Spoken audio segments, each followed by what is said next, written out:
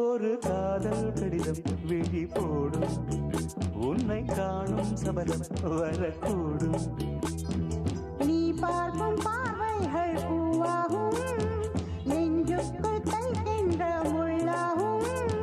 கண்ணே என் கண்பட்ட காயம் கை வைக்க தானாகாரும்.